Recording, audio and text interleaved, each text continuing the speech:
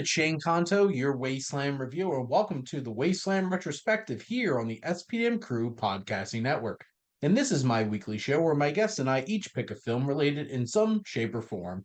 And hopefully by the end of this episode, you have two films to go check out. And joining me for the first time as my semi-regular guest is my buddy Adam, who honestly guests on so many other things that this doesn't feel weird at all. So welcome. Yeah. Uh, Thanks for inviting me on. It's an honor for you to want me here to begin with. So yeah, no, it's a pleasure. Well, and hopefully all of you are listening to Adam's show on the SPM Crew Podcasting Network. Learn about some physical Hopefully. media, folks. So there you go. Mm, But what we're going to be talking about today is a couple of British sci-fi alien flicks from the mm. early 2010s. We have Attack the Block and The World's End. So let's A get great started double with Attack. feature. Yep. Let's start with Attack the Block. A teen gang in South London defend their block from an alien invasion. Simple enough. And it's only an Mm. hour and 28 minutes. But Adam, what are your general thoughts on Attack the Block? Justice for Pogo. General thoughts. Poor Pogo. Yeah, look, I think this is one of the most underrated comedy horror gems of Mhm.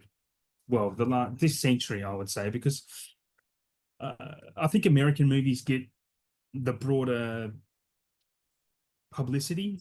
This is a great little British film. It's very funny. It has great creature design. Very Mhm. simplistic in reality, but also if you get when they get close, there's some complicated stuff. Really positive character development as well. Mhm. It's got really good characters. You've got some really funny lines if you can understand the accents. So you might want some subtitles. It's really intense. It's thrilling. It's really got so much going for it.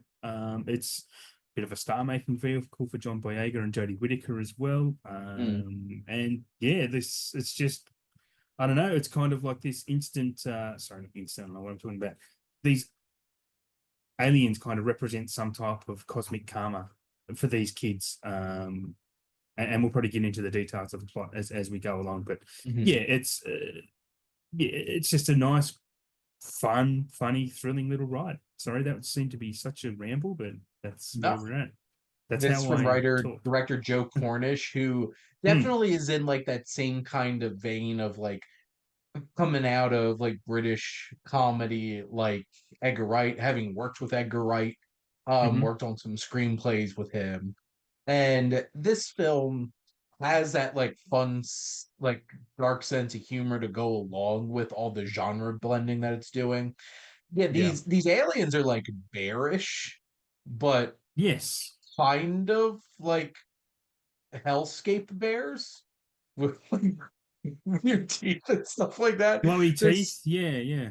it's such a And strange design, but it's so perfect for like because mm, this is not a big budgeted film, so like they probably didn't have a ton of money to make these overly complicated, but like they're unique enough where it's just like they stand out, and they're also terrifying. So like, yeah, they are. They're vicious. It's a good little not really a twist, but it provides their motives of why they're attacking these people as well. I like that little reveal later on. Like this, mhm, they're not just mindlessly trying to attack. There's a reason why they're doing what they're doing. But yeah, there's a line in it where one of the kids says I can't remember his cousin's name, but he goes, "Oh, these are blacker than my cousin Eddie or something, whatever." It just so it's just funny. There's so many funny lines in this. well, and you have this group of kids led by John Boyega, which obviously pre-Star Wars, and really like he is so charismatic. You know from the start he's the leader of this Yeah, group yeah, yeah. because he has the personality, he has the presence. And these are a bunch of kids up to no good. And they come hmm into conflict with Jodie Whittaker's character becoming Doctor Who. And Yes, yeah. just the tensions that are like with like the racial and classist tensions that are like Yeah. underneath this all causing hmm this conflict, and then the grander alien conflict forces them to get the hell over it. And hmm the quieter moments where like John Boyega's character realizes more about Jodie Whittaker's character and realizing like Mm. maybe they're not that much different. Yep. and her Yep. realizing that maybe they're not that much different. And Hmm. it does good character development, like you mentioned, and seeing how they grow with this. There's fun characters like, you could throw Nick Frost in anything Yeah. Yeah. Yeah. and Yeah. just get so much fun out of him. And we'll talk more about Nick Yeah. Frost in a minute. But We will. he just fits so perfectly as like a veteran comedy um presence in this film to kind of anchor things down. It's thrilling. It's really well shot. It has a lot Hmm. of personality and like a visceral feel to it. And it's a lean movie. Like this isn't even 90 minutes. And Yeah. you're It's in, you're out. It efficiently and effectively develops themes and ideas and characters. And before you know it, it's like you just had a fun time. Yeah. Absolutely. It does zip by really quick. It's really engaging from I mean, pretty much the opening scene is when they mug Jodie Yeah. Whittaker's character, and then there's so I'm going to say a meteorite lands on that car and destroys it, and then it just all boils off from there, and it just goes along at a cracking pace, and there's so many little great cutaways along the way as well. Like, I mean, this I don't know if this is going off a bit off from the tangent, but you've got the one of the gang gets trapped in the wheelie bin, in the skip Mm. bin, whatever you guys, I don't know what you guys call it in America, but then that alien's outside hunting him down. You got the two little kid characters who are wannabe gangsters who just add that little bit of comic relief. Not deliberate comic relief probably all the time, but just keep adding to this story. Like it's deep and it's also has depth. I know that makes sense in my head. It might not make sense coming across. Well, and this easily could have just been like a shoot 'em up, beat 'em Mm, up kind of alien invasion story, but there is depth to this. There's some mm, there's a lot of tensions going on in terms of this community mhm. and how they develop all of this and incorporate them and have these like when it really boils down to it between Boyega and Whitaker's characters, there's a lot of interesting developments between them. Yeah. And, this has fun set pieces. It has good foreshadowing, like that one kid who's like, oh, yeah, I could jump this. Yeah, Well, yeah, you're yeah. going to need to jump this at some Yes. point, Yeah, kid. yeah, you know exactly what's going to happen later when that happens. Yeah. So, and like, there's some real stakes and like, it puts you on edge. And just the idea that this takes place in this like big apartment complex, like this Yeah. tower, The block. Yeah, yeah. a block. It's like in the same vein as like the movie Dread or anything else that just has Mm, the it's a raid. simple the raid has it's a simple idea of a setting, but it's Yep. so perfect to feel claustrophobic and have all of this tension going on. So this is just a Yeah, blast. it's a chamber movie about these lower socioeconomic the life as well. Like it really kind of does tell the story of how these people live and have to survive. Mhm. You've got the evil drug dealer who just thinks that it's their fault that his friend got killed by this alien, so he hunts them down while they're being hunted down by aliens. So it's just it's a really good insight into the London way, the London style of that type of life, if that makes sense. I Mhm. mean, we've seen plenty of it. I mean, I've seen plenty of it on the Australian side. You would have seen plenty of it on the American side as well, as how those housing areas survive and live. And this is just the London way of it. Yeah, it's a great insight into that. Yeah, it has a very authentic and real perspective on you Mm, understand this community by the end of yeah. this film. And if you're able to accomplish that, that's something special. Mm, yeah, But yeah. Adam, do you have definitely. anything else to add about the Attack the Block? I don't believe I do, other than to anyone listening, if you haven't seen it, absolutely check it out. It's absolutely worth a watch for sure. In at least here in the States, it's on Peacock. So that's Okay. where I watched it. And then I wound up buying the Blu-ray because this is like Yeah, yeah, the yeah. Good. second time I had watched it. I'm like, well, I might as well buy it. I've watched it multiple times that I've Yeah. enjoyed it. So It's worth owning. It's worth watching multiple times because yeah. it is that type of quality. Yeah. Some great And comedy in here. yeah, there's a lot of great laughs and it balances all the genres well. And Hmm. now taken from the inner city of London to a quiet little town out in the New country, Haven. New Haven. We have The World's End, which is the final flavor of the Cornetto trilogy from Edgar Wright. This Mhm. film is written by Edgar Wright and Simon Pegg, starring Simon Pegg, Nick Frost, Martin Freeman, Eddie Marson, Patty Considine, Rosamund Pike, and some Mm. fun other like Pierce Brosnan and Bill Nighy and Yeah. David Bradley. But this film Oh, Bradley's focuses. great. What do you think I have a straw for? I told you not to ask me that. Five friends who reunite in an attempt to top their epic pub crawl from 20 years earlier unwittingly become humanity's only hope for survival. Mm. So if you don't know, this is an adaptation, homage, satire of Invasion of the Body Snatchers. Mhm. Mhm. And there's really great adaptations of this story, and I think this is one of them. It's Yeah. very different tonally, obviously, than with Donald Yes. Yeah. Pleasance Yeah. Yeah. trying to Yeah. suck your Yeah. soul out. But Yeah. Adam, what are your general thoughts on The World's End? Yeah, this is a great movie, and this is probably the third time I had seen it, and it's still the lesser of the trilogy for me. But I was shocked when I was telling a mate I was going to watch this and record this show, and he said, "Oh, The World's End, I think that's Edgar Wright's best film, full stop, best film." And I was like, "That's a hot take." And he goes, "Yeah, I know." Um, Well, but you're going to hear that hot take in a minute, but keep oh, going, Adam. really? Okay, well, I want to know why it's his best film, because I don't look. I always had problems with the third act, but this watch I come to appreciate a little bit more, that third act. I still have my issues, which I don't know if I'm going to be able to verbalize. It just doesn't vibe with me as well. I look, and in saying that though, I still really, really love this film, like this film, almost love it. I think it's great. It's very funny. I love that opening narration, for example, with Simon Pegg just narrating, but then all of a sudden he's in the circle of Mm-mm. what do you call those circles? Um, support group. Yep, Support the group. sport group. Yeah. And then he's just, and I love the role reversal, because in the previous two films, Peg was the straight-laced one and Yeah. Frost was the bum, like the idiot, where they switched that, and Peg is the annoying, obnoxious one, and now Frost is the straight, sober one.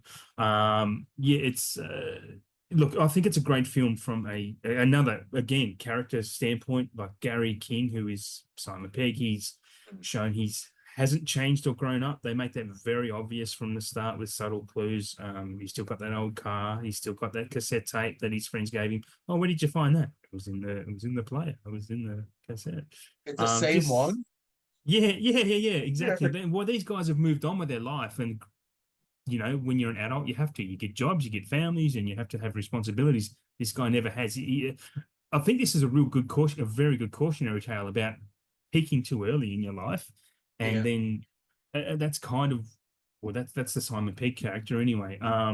But yeah, I mean, I think it's also a very obvious film from an Edgar Wright perspective that he was raised on action comedies. Like action comedies were Mm. his jam, and he spills it out, and even in Hot Fuzz and Shaun of the Dead, it's very much his bread and butter and what he loves to pay homage to. But yeah, no, great film. Still a great Well, film. and I think it's because like obviously I think the vast majority of people when you talk about Edgar Wright will gravitate to Cornetto's trilogy because like Yeah. obviously there's Scott Pilgrim fans out there, um, but Mm. like I think it really depends on like what your flavor is to Yeah, keep yeah, yeah, yeah. keep using Yeah. this. And I'm a huge sci-fi fan. I Hmm. love how this navigates that classic Invasion of the Body Snatchers story. I also think this is his most mature film thematically. Yes. Yeah, yeah, And yeah. I think that's one of the things that resonates the most with me Good point. is Yep. that this is dealing with some heavy stuff. Mm. Like, and I think the reveal of what's really going on with Gary King sheds a whole entire different kind of light on the whole entire film and really recontextualizes his behavior and all of it. And it's heartbreaking. And because Yeah, it is. like like on some level it's like you kind of hate him because Yeah, he's an he's a obnoxious shit. asshole. Yeah, Yeah. yeah, yeah. Yeah. but this is a broken person. And that realization with and how they keep hitting at his wrists and stuff like that throughout the film, and you finally come to realize like what's really been going on. Hmm. And this has one of the best, like, this is a film that I wish that you could watch with no context at all, having no Mm. idea what it Oh is, yeah. what's it about, because that bathroom scene would be the wildest thing in a movie ever if you didn't know where this movie was going. But like Well, to be obviously, like honest, when I first watched it, that's exactly what happened to me. oh, Because I was watching, because you've got zombies, then you've got the cops, which is the blue, then you've got the green. I'm like, what's going to be green in this? And then obviously aliens, little green aliens. But and yeah, when he's in that and he rips that guy's head, and then there's all the blue blood, and then it's the robot, and I'm like, holy shit, what's going on we have here? we have blood on our hands. We have blood on our hands. Would have been better if it was green blood, though. That would have been a better touch, in my opinion. But it also happens very quick in the movie. It's only just over half an hour into the film that this is revealed, and then the Mhm. rest of the film happens. Normally, that type of stuff happens way later. Like Edgar Wright does really well at not bearing the lead, and I'm probably taking this off track a bit, but that even comes down to some of his foreshadowing, which is immediately his foreshadowing is immediately paid off. Like Yeah. in that very same opening scene, all the guys come in after Simon Pegg's just ripped the head off this teenage robot, and he's on the floor, and then they go, well, let's get a wriggle on, and then all of a sudden this thing starts wriggling on the floor. And then there's another part later on where it's like nothing can come between me and Gary King, and then those robot twins immediately come straight between them and start that Yeah. fight. Like that foreshadowing normally pays off well down the track, but Edgar Wright does it very quickly, almost instantly, pretty much. And that's kind of what happens with this film. I think like the robot reveal probably wouldn't have happened until later down the track, but he allows the characters to grow and develop through that chaos. Well, and you have obviously you have his style really coming into its own here. Mm. Like obviously Shaun of the Dead was like the first exploration of what if I gave away the whole entire plot of the movie Yeah, yeah, yeah, yeah, yeah. in the opening Subtly, very subtly. subtly. Yeah, And his whole like they literally do give yeah, away all the major plot points in this movie yep. within that first story because it all happens again, Mm. just ever so slightly different. Yeah, yeah, And yeah, that's the fun of it. And you have his visual gags, like the we'll take 5 beers, it's like 4 beers in a water. What? And then the and just where he's like shooting the water in the glass at the end. yeah, It's yeah, perfectly set up visual gags, and the yeah. editing is so crisp in his films. Mm-hmm. And Mm-hmm. just, the slow reveal of like how how much in trouble they are. Because like Yeah. obviously you have that really fun, extremely well choreographed and impressively shot fight scene in the bathroom. And Yes. then it's Yeah. just like then like that payoff of like, Nick Frost's character hasn't drank. And there's like, well, Andy's the only one sober, and then he's just like Yeah. Yeah. Yeah. Yeah. takes out He's all down on the 5 shots shots. and just like He's and he progressively gets drunker and he's like the physical comedy with Nick Frost, he's just like, hey, let's go. And then he just like smashes through the door in the he's glass. kind of like, well, might as well get drunk now. That's kind of what Yeah. his attitude is, right? And then this has one of my favorite uses of a song ever, and it's the Alabama song by The Doors. The and they're like, show me the way to the next whiskey bar. And they're all like walking in sync to the because like the five of them are I walking kind of, awkward. I think I know what you're talking about. It didn't remain with me, but now you're talking about it. I think that remain. Yeah, it I makes. think it's I just think I so remember that. perfectly comedic because they're walking with the tempo of the song in such an awkward, trying to be casual kind of way. Yeah, And then yeah, yeah. all the citizens all start going like, Hmm. and they're all watching them. And it's like, oh no. And this has such great the five of them are all so great in their own way. Yeah, yeah, And they are. like I love their dynamic. Obviously, Martin Freeman's. Mm, Oh mm. man. It just progressively gets more frustrated with them because one, Gary wants to sleep with his sister, Mm. and then Yeah, yeah, there keeps calling him oh man, and he absolutely hates it. yeah. And even like how his scar comes into play as something important is interesting. Yes, And yes. you have Eddie Marson's character who's been bullied and belittled his whole Mm. entire life, and that bully, like that, Yeah, not growing past that costs him in yeah, the end. And yeah. I just love the dynamic between Gary and Andy, and there's some heavy stuff that happened between them. Absolutely, there is. Yeah. And the foreshadowing of how he sees everyone and like, and Andy's coming. Mm. And it builds that mystery of like what the hell happened. And then it's revealed and like that's some heavy stuff. Um, Mm. like Rosamund Pike, Yep. her character's not like Sam's not a Yeah. big piece. She's She's just just kind kind of of there. there. Yeah. But I do love one. David Bradley is absolutely Oh, hilarious. dude, so good. Basil. He's like, there's just that, there's that scene, yeah, where Basil meets me and he's like, um, he says the empties, don't ask me what happens to them. Why? What happens to them? I told you not to ask me that. And then in the very final scene where they're in the world's end and something about the empties, and you can hear him shout from the background, I I told you told not her to not ask to ask. that. It's so good. Michael Smiley, the Reverend, which Mm. don't worry, I have my secret code. I'd like to buy some drugs. And even like Pierce Brosnan, who like his character's Yeah. really not used more than just like it's Pierce Brosnan looking really cool with some great facial hair. But like Yeah, yeah, yeah. I unabashedly think, and it's such a small role, but I really mean this. This has one of the best voice performances that I absolutely love of Bill Nye as Mm. the alien, like overlord or whatever he is, Yeah, yeah, yeah, and him progressively getting more frustrated with yeah. them. Yeah. Because they're arguing back with him, And then he's just like, oh, well, if yeah. just, Yeah. it's just that whole scene where he's just like screaming at them after a Yeah. while. It's like, well, how many did you get? How many people didn't you have to replace? And it's just like, well, it was more than we anticipated. Yeah. Just Yeah. and I think it says, well, like the the theme of this movie is that we are human. We do make mistakes. We are Yeah. imperfect Yeah. people. Hmm.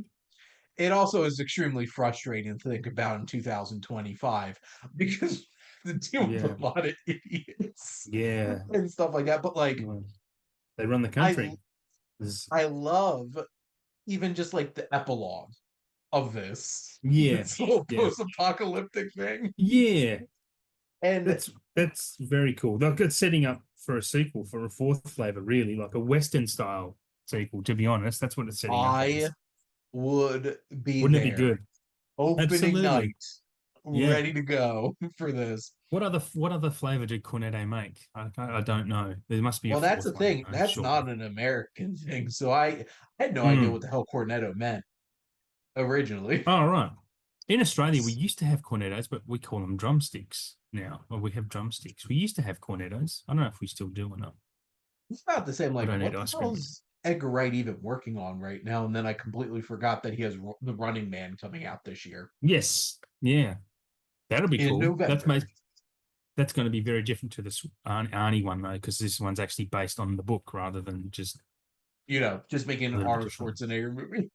Yeah. Yeah. So, but no, there're just so many things I love about this. It's so funny, and the cast is Mm. amazing. This has such a great ensemble, and it really did like pull this all together. Because like they even have Rafe Spall in like a Mm. really tiny role as like the man in the couple that's looking at the house that Oman's trying to sell that Wow. Gary completely ruins because Hmm. Patty Considine got an upgrade from being one of the Andes in Hot Oh Fuzz, but yes. then Ray Yeah. Spalding, and he's just some minor character thrown in the background. Yeah.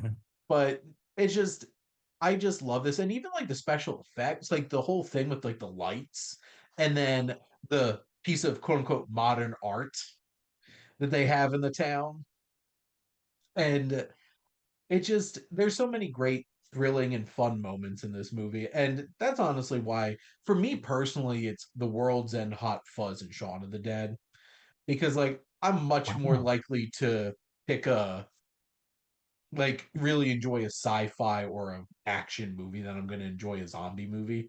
But like you can't argue And that Shaun of the Dead isn't great. It is fantastic, and it really laid the groundwork for him to do all of these. But you know what? At the end of the day, it's all for the greater good. the greater good. Yeah. Yeah, Hot Fuzz is Yarp. my favorite. I'd be Hot Fuzz, Shaun of the Dead, and The World's End would be. But again, there's not much between them. Like No, they're that's hard to rank. But yeah. Both Hot Fuzz and The World's End are in like my top 100 favorite movies. yeah, I mean, Like Hot I, Fuzz is probably the best comedy of all time. Honestly, it's so goddamn funny. it And is it's an incredibly amazing good. action movie too.